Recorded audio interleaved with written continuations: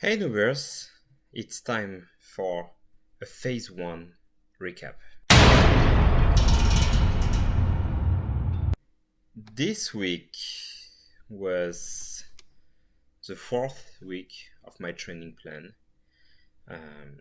which means that I'm at a quarter of the journey, which will bring me from an Iron Noob to an Iron Man.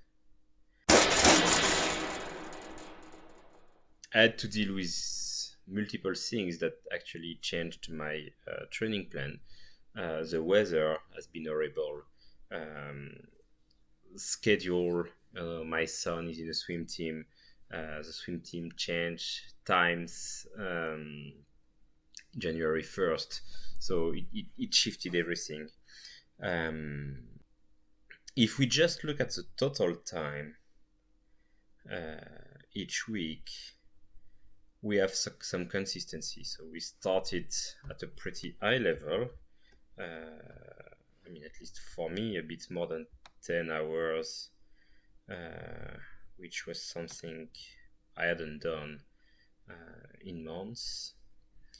And slowly increasing the volume to 11 and then nearly 12 hours, which again was something I hadn't done since October. And fourth week was going down as a rest week. So that's for the good thing. For the weekends when I did a long ride, I was not able to perform on my long run, and the weekends where I was able to perform on my long run were the ones where I cut my long ride short or very short for last week. So that's definitively something that worries me, because if I'm not able to run properly a half marathon 24 hours after a Grand Fondo, I'm not going to be able to run properly a half marathon 3 minutes after I just ran 90k. So that's something that worries me. Another thing that I like about the scheduling is the week balance. As I said, I'm doing an average of 10 and a half hours a week, so it's about 90 minutes a day. I could simply do 90 minutes every day, but that's not what I'm doing. I really take Monday as a rest day. I do less. I do a bit more than half an hour of activity, and that's it, average. Wednesday, Thursday, Friday are pretty average, with an average of 1 hour. And I really push on Tuesday. On Saturday, because of the bike, the long bike, of course, takes a lot of time. And on Sunday, because of the long run. So it makes for a pretty well-balanced week, where I rest, I push, I slowly increase until the weekend, where I don't go full weekend warrior, but still I do push a lot on weekends. But I guess it's a good balance. It allows for recovery, it allows for rest, and it's important. I haven't felt any worrying pain, some sore muscles, things like that, but it could have been worse. I hope to keep that on the next phase. Make sure that I keep pushing, I keep increasing my volume, and I don't get injured.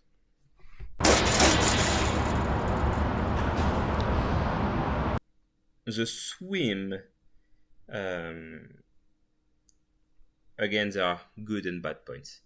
Let's start with the good. The good point is that my swim speed is steadily increasing. I'm able to do these, I think my longest main was 200 without fins. I'm consistently below the 2-minute mark per 100 meter, including on longer distances. I'm at I'm sometimes reaching 140, 145 if I train with fins. And I'm gonna cover that in another video, but the main reason I train with fins is to counter the sunken legs. I don't kick that much with the fins, so I don't get a lot of benefits. So it's really, I think speed-wise, at these last 4 weeks, I've made a lot of progress on the swim. So that's a really good thing. The bad thing is my distance. I mean, if we include the warm-up and the cool down, I have a max at 1250 these past 4 weeks. So obviously it's not enough. I need to be, by the end of phase 2, I need to be at the Alpha Ironman distance.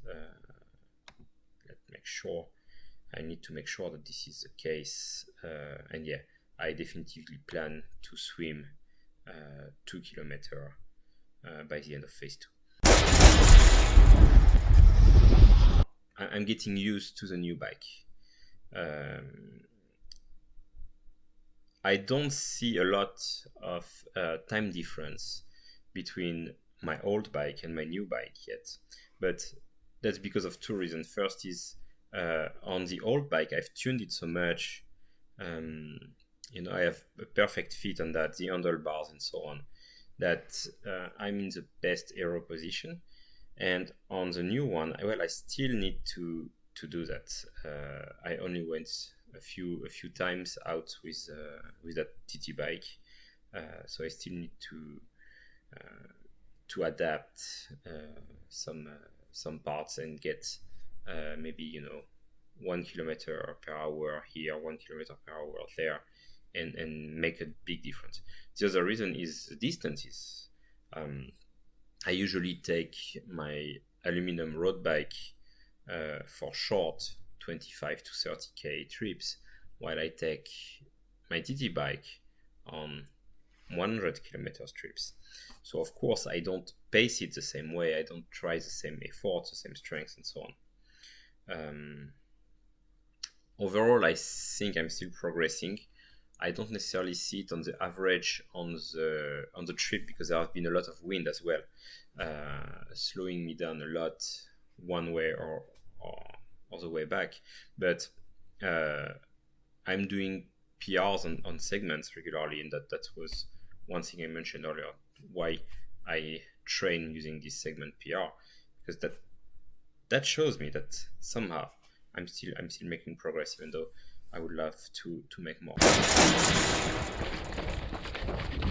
Since I'm training for that half marathon in 3 weeks, of course I'm doing things slightly different, right?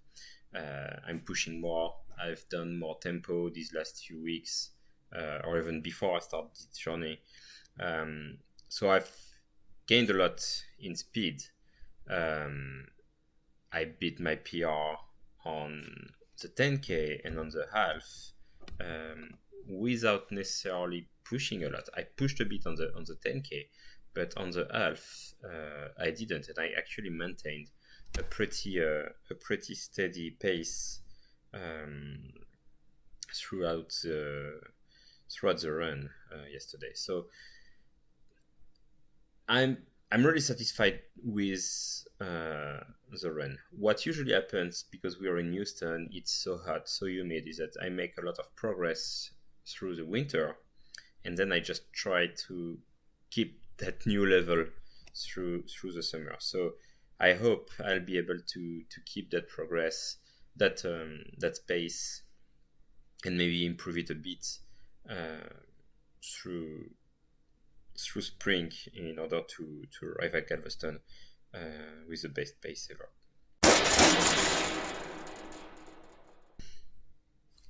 Another thing that worries me is the Katy Half Marathon.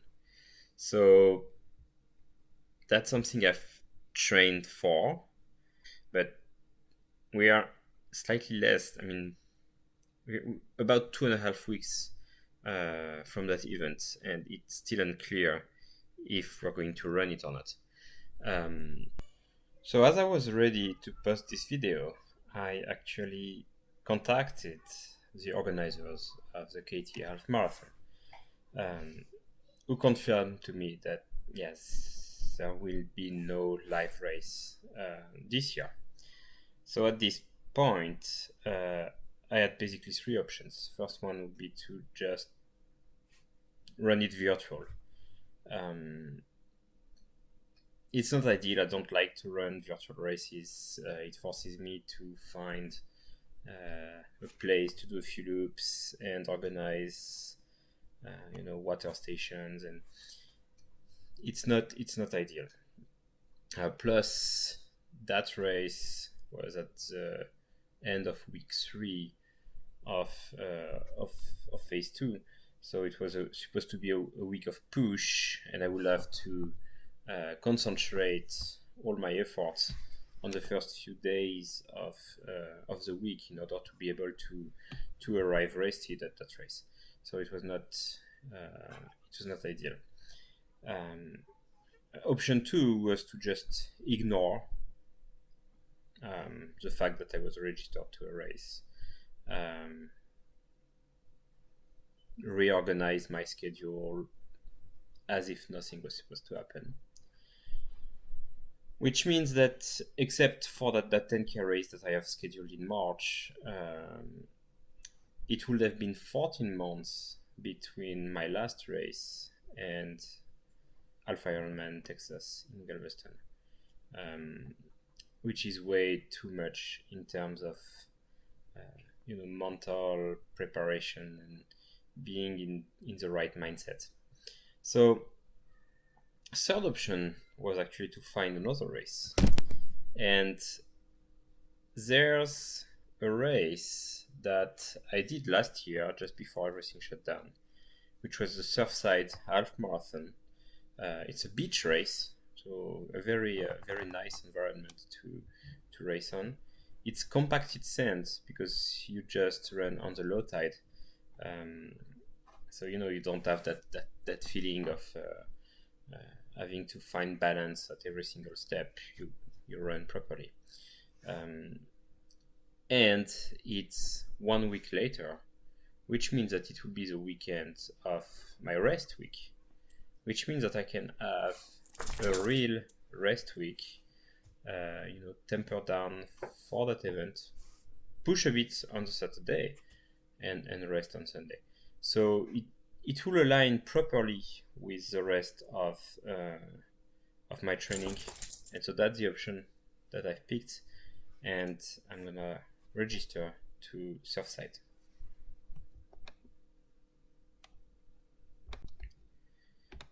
So that's it for that phase 1 recap. We'll see phase 2 how it goes, and yeah, I'll definitely keep you posted. See you, Noobers, and let's hope I can transform from an Iron Noob to an Iron Man.